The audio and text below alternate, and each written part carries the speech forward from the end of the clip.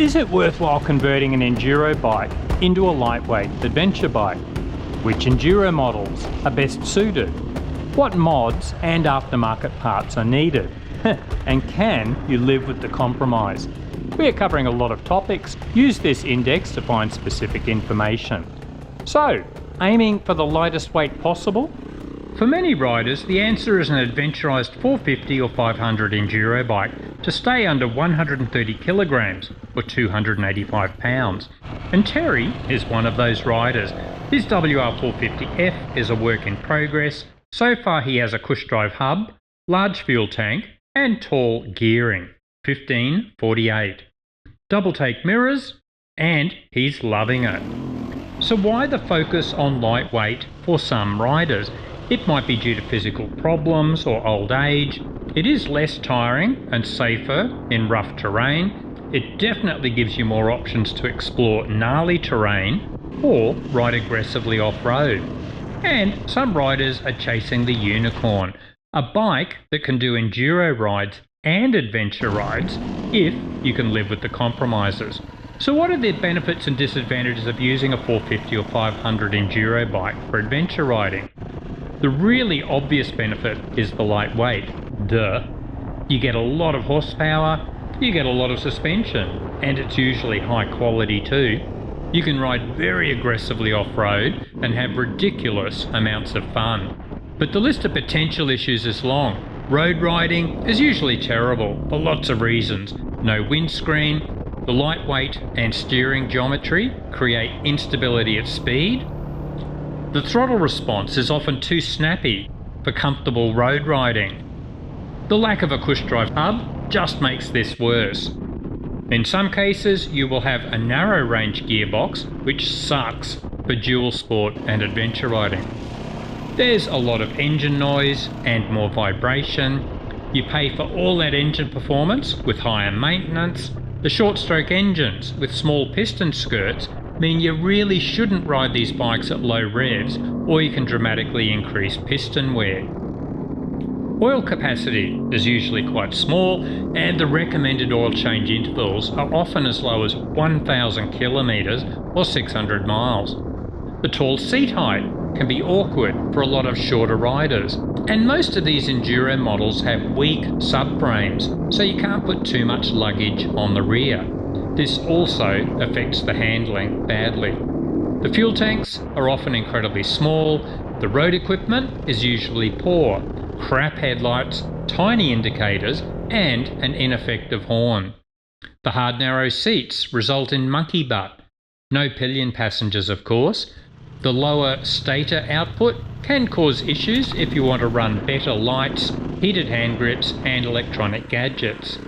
And there are no quick puncture repairs due to spoked wheels using tubes.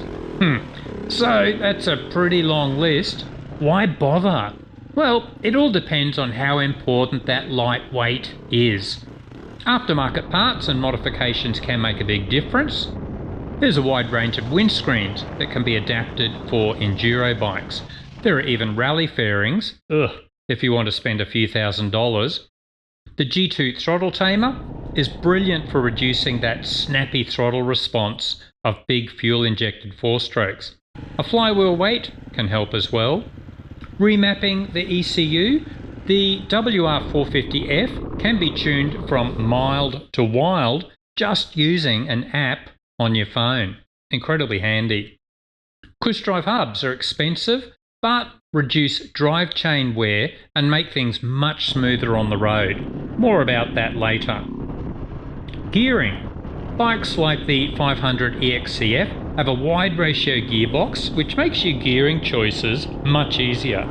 Otherwise, it can be tough to get the gearing right for highway and enduro riding. Oil capacity. Sometimes you can slightly increase oil capacity by adding an oil cooler and a large clutch cover, but it's expensive for such a small increase.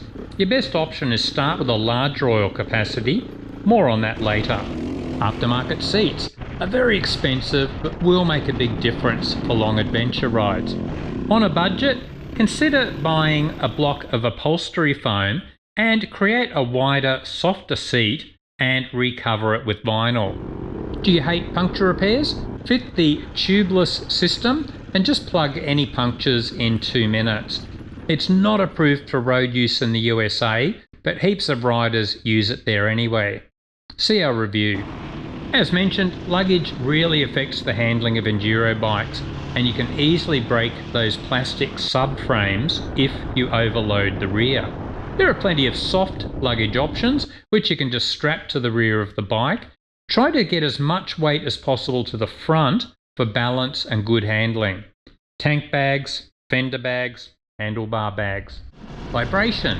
Some riders get numb hands much easier than other riders. Consider thicker hand grips and handlebar mounts with damping. Bigger fuel tanks.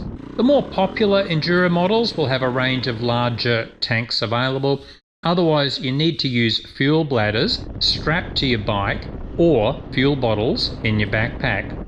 Shorter riders may need to lower their bikes. You can cut your seat lower, get a lowering link and adjust the front forks and the triple clamps. See our video about tips for shorter riders. Handling. If your enduro bike is very twitchy at highway speed, then consider a fatty front tyre. The higher 9126 profile lifts the front of the bike and also has more rolling mass for stability. A more expensive option is a steering damper. Tyres, a huge range of knobbies available. Our suggestion is maybe keep an aggressive knobby on the front, but aim for something more adventure oriented on the rear. Our all-time favourites are the Motoz Adventure and Motoz Rals tyres. Terry has the Motoz Adventure tyres fitted and loves them. Almost no wear after 1,000 kilometres so far. See our review. Most adventure bikes have a low stator output. However, if you switch to LED lighting, you will have usually enough power for heated grips and other accessories. Cush drive hubs. Do they make a difference? And do you really need one? Well, yes, they make a big difference. The bike feels much smoother when riding on the road. There is less chain snatch. There is less stress on your countershaft, gearbox, sprockets, chain and rear tyre. Earlier KTM models had fairly soft countershafts, and adventure riders were encountering premature countershaft wear on the splines. The Husaberg 70-degree models used the same engine, and I had the same issue until I fitted a Cush drive hub. If you don't fit a Cush drive hub, I would at least recommend keeping the revs higher when road riding to soften that power pulse through the drivetrain. So which is the best enduro model to use? If you do adventurize an enduro bike, then your choice is quite important. Here are some important criteria. Long stroke engines will wear better. Bigger capacity engines will wear better. A wide ratio gearbox, tunable ECU, a large oil capacity, reliability and long rebuild intervals, and a wide range of aftermarket accessories. Generally, the most popular model has been the good old KTM 500 EXCF. It's proven to be bulletproof. It has a relatively long stroke engine compared to the others, an excellent spread of gear ratios. The 1.2 litre oil capacity is reasonable. The 2023 and earlier models had a more impressive 1.5 litre capacity. There are oil coolers and larger clutch covers that allow adding another 300 mils of oil capacity. There's a wide range of Cush drive hubs, larger fuel tanks, and other aftermarket parts available. The Beta RS 500 and RR390 both have proven to be very reliable, good spread of gear ratios. There's an impressive 1.5 litre oil capacity, but unfortunately it's split between engine and transmission compartments for messier oil changes. Though smaller, the RR390 has quite a long stroke engine which has fantastic power delivery for dual sport and adventure riding. The Honda CRF 450RL. This might be worth considering as Honda has made various changes to make it smoother on the road. See our review video for more information, It's just a shame they still haven't created a proper rally model like the CRF 300 Rally. A surprise contender, the new AJP SPR 510R. We rode this recently and were impressed. A very healthy 1.7 litre oil capacity and 3,000 kilometre oil changes. It has a bit of extra weight which makes it handle well on the road. It's very similar to the earlier SWM RS 500R, which many riders adapted for adventure riding. You can use the Cush drive hub and windscreen from the earlier SWM RS 650. And of course, Yamaha's WR450F. It only has 5 gears and a tiny 1 litre oil capacity, but it's an incredibly bulletproof engine, and the big advantage is you can just use your phone to adjust the power delivery. Terry is currently using the Hollis Smooth Map, which has very gentle power at low revs, but really ramps up in the higher revs.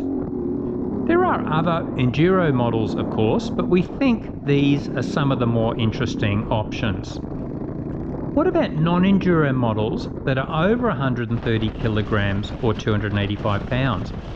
Well, if we set a limit of 165 kilograms wet weight, then there's a big range of dual sport and lightweight adventure motorbikes to consider. We cover all of these in our lightweight adventure motorbikes video. However, I would like to highlight just a few recent additions. There's the Covet 450 Rally from China. It's cheap, it's proving to be quite reliable, and we tested it thoroughly last year and reviewed it. If you don't mind the poor low to mid-range power, it's worth considering. It's not available in many countries, but the AJP PR7 has proven very popular in Europe and is now suddenly starting to sell well in Australia. I now own one and love it. See our video. It's probably worth mentioning the Suzuki DRZ4S as it has had a major overhaul. Die-hard DRZ fans mostly hate the changes, others are raving about the improved suspension and fuel-injected engine. See our video and decide for yourselves. So this has not been a comprehensive video, of course, just a quick guide. Have you adventurized an enduro bike before? What did you change? Did you like the results? And what is your ideal version of a lightweight adventure bike? Let us know in the comments.